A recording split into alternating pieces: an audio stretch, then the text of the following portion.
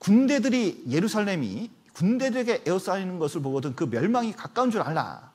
그래서 유대에 있는 자들, 촌에 있는 자들은 다 도망가고, 그리고 그것은 모든 것을 이루는, 성경에 기록된 모든 것을 이루는 형벌의 날이고, 아이 뵌 자들과 젖먹이는 데에게 화가 있고, 자, 이런 일이 있을 것을 말씀하십니다. 저희가 칼날의 죽임을 당하며 모든 이방에 사로잡혀 가겠고, 예루살렘은 이방인의 때가 차기까지 이방인들에게 밟히리라. 여기 칼날의 죽임을 당합니다. 여기 타이투스 장군이 예수님 죽고 예루살렘 쳐들어왔는데 이렇게 쳐들어왔습니다. 여기 보시면 군대들이 여기 이제 주둔했거든요. 예루살렘은 좀 높은 지역입니다. 그래서 야, 어차피 니네들 못 이겨. 그냥 항복해라.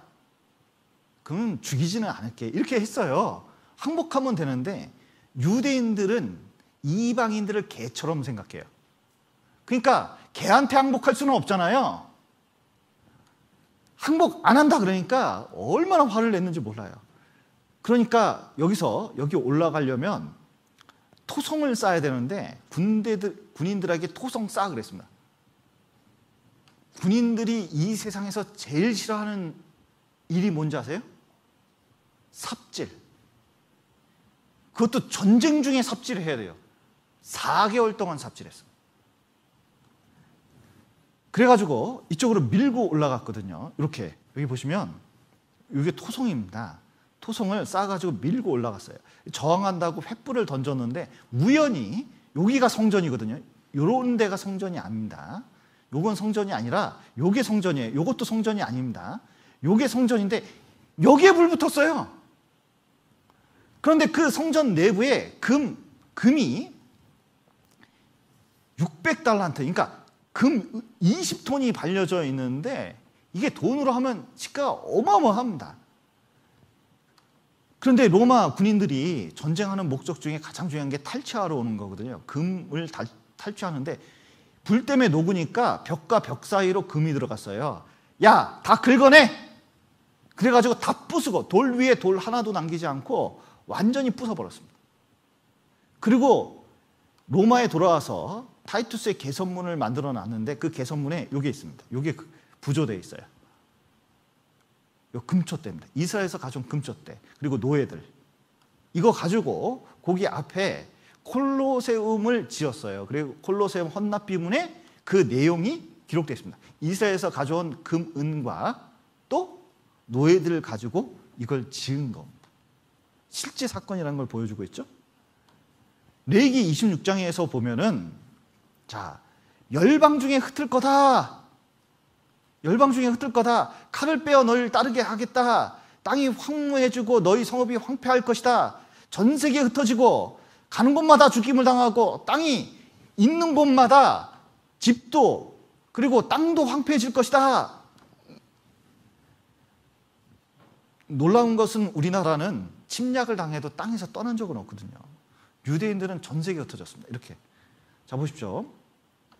100년 전만 하더라도 지금도 마찬가지입니다. 유럽에 퍼진 유대인들이에요. 이렇게 퍼져 있습니다. 미국에 퍼진 유대인들, 남미에 퍼진 유대인들, 그리고 소련에, 러시아에 퍼진 유대인들. 여기 세계 유대교 분포도가 있는데요. 1980년대 순수 유대인이 얼마 되느냐? 1,400만. 이때 1세기 당시에 유대인들이 우리나라보다 2배 정도 많았대요. 그러니까 우리나라가 한 1억 7,600만 정도 되니까 약 1억 5천은 돼야 되거든요. 그런데 인구가 이것밖에 안 되는 것은 가는 곳마다 얼마나 많이 죽었는지 볼 수가 있어요. 그리고 소련과 아시아와 아프리카 지역에 유대인들이 쫙 퍼져 지금도 살고 있습니다. 또 여기 보시면 요걸 좀 확대했는데, 자 보세요. 이거 좀 확대해서 보겠습니다. 지금 현재 오늘날 인구가 현재 예루살렘에 구시가지에 34,000명 있었습니다. 그 전에는 숫자가 별로 없었거든요.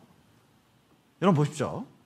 헤롯 왕, 예수님 시대입니다. 이게 예수님 시대 때 유대인들이 3만 명 정도 있었어요. 그러니까 지금이랑 비슷한 거예요.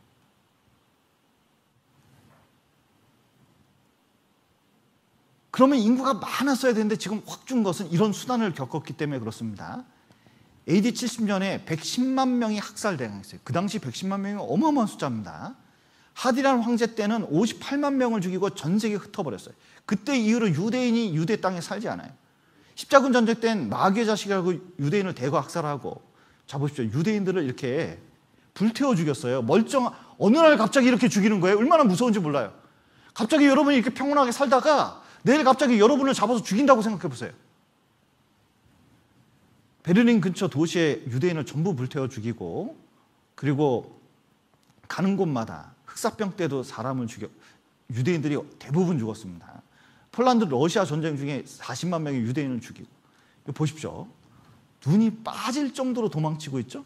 얼마나 급하게 도망치는지 볼 수가 있습니다. 늘 이런 삶을 살았어요. 세계 2차 대전 중에는 600만 명을 죽였습니다. 나치 독일이 있는데 유대인을 대규모로 죽였습니다. 이렇게. 그런데 이들의 특징이 뭐냐면 니체의 무신론, 다윈의 진화론, 하나님 없다는 사상의 집대성한 판이 뭐냐면 히틀러예요. 공산주의고 히틀러입니다. 여러분, 하나님 없으면 사람이 잘 먹고 잘 사냐? 아니에요. 점점 잔인해져요. 얼마나 잔인한지 몰라요. 히틀러는 600만을 죽였는데 모태똥은 7천만을 죽였습니다. 왜냐하면 사람을 짐승처럼 취급하기 때문에 그렇습니다. 열등분자는 죽여야 된다고 해서 유대인들은 쓰레기라고 해가지고 이렇게 사람을 죽인 거예요. 아우슈비츠를 만들어가지고 유대인을 집어넣을 때 옆에 개가 짖고 죽은 사람을 이렇게 널브러 놓습니다. 그러면요, 그 공포감이 이루 말할 수가 없대요, 들어갈 때. 그리고 노동을 시키는데 일 조금만 못하면요, 삽으로 목 졸라 죽여버리고, 그 다음에 애는 필요 없다고 그래서 가자마자 불태워 죽여버리고, 그리고 의복을 벗기고 장식품을 빼앗고 몸을 벌거벗고 두고 틀니를 빼앗고 안경을 빼앗고, 그리고 머리를 다 밀고 의족을 벗기고, 그리고 마구간을 개조해서 사람을 이렇게 집어넣는 거예요. 야, 이게 이런 장정이 4사람이 들어가요. 그리고 먹을 거 하도 안 줘서 몸무게가 장정이 30kg에서 40kg 정도 됐대요. 여기 여성분들 계신데 실례지만 몸무게가 이 정도 되기가 쉽지 않을걸요? 이거 보셔요, 이거. 일은 많이 시키고 먹을 건 조금 주는 거예요. 제대로 걷지도 못하더라고요. 쓰러져 죽어가는 사람이 그렇게 많았습니다. 여러분, 산 사람을 살을 찢어가지고 독극물 집어넣고 산 사람의 심장을 해부하고 뇌를 이렇게 드러내고, 이 생체 실험하는 곳인데요, 다리를 참 이게 저는 이해가 안 가요. 이게 다리를 어떻게 이렇게 쪼개가지고 놨는지. 자 보세요. 제가 한번 이 생체 실험한 곳을 가본 적이 있습니다. 그때나 지금이나 너무 변하지 않았죠. 여기 보면 여기 유리 상자가 있거든요. 그 안에 이런 도구들이 있어요. 근데 이거 어디다 쓰는 거냐고 물었더니요, 생체 실험하다 움직이면 이 망치 같은 걸로 한 대 때리고, 그리고 톱으로 팔다리를 썬대요. 그리고 거기서 있는 사진을 제가 찍었어요. 이게 뭐냐면 여기 옆에 그날 생체 실험에서 죽은 시체가 이만큼 쌓아놨어요. 그리고 조금 움직이는 그 시체들을 여기다가 이제 밀어 넣습니다. 그리고 조금 살아있잖아요. 여기 요 고리가 뭐냐고 물어봤더니 조금 움직이면 여기다 목매달아 이렇게 죽여버린대요. 그리고 그 시체를 화로에 집어넣어가지고 이렇게 태워 죽이는 거예요. 그리고 나이 든 사람은 노동을 못하니까 집에 보낸다. 그래 샤워실에 보내고 지글롬비라는 독가스를 불어 넣어가지고 사람을 죽여버리는 거예요. 그때 죽을 때 여기 보십시오. 여자, 노인, 어린아이 넣는데 너무 고통스러우니까, 이게 뭐냐면 너무 고통스러워서 손톱으로 벽을 긁은 흔적들이에요. 아직도 남아있습니다. 그리고 내 시체가 공중의 모든 새와 땅의 짐승들의 밥이 될 것이나 그것들을 쫓아줄 자가 없을 것이며 너희 미친가 눈먼가 경신증으로 치신다고 말씀하셨는데, 자 보십시오. 보셔요. 진짜 시체가 널브러졌는데 치워줄 사람이 없었어요. 이렇게 비참하게 죽었습니다. Why us? 유대인 포스터입니다. 유대인들이 왜 이렇게 죽어가야 되냐는 거예요. 이유는 딱 한 가지입니다. 예수님은 십자가에서 이렇게 죽였거든요. 진짜 예수님 십자가에 죽을 때 딱 요 모양으로 죽으셨습니다. 요 모양으로. 삐쩍 말라서 피와 물과 피를 다 쏟고 이렇게 죽어가셨어요. 그 피를 우리와 우리 자손들에게 돌리자 했는데 그대로 이루어진 겁니다.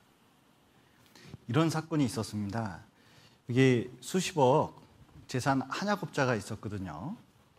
그런데 온몸에 찔린 채 불타 숨져 죽었는데, 보면 그 남편이 34곳, 부인이 27곳, 그러니까 이제 너무 많이 찔렸죠.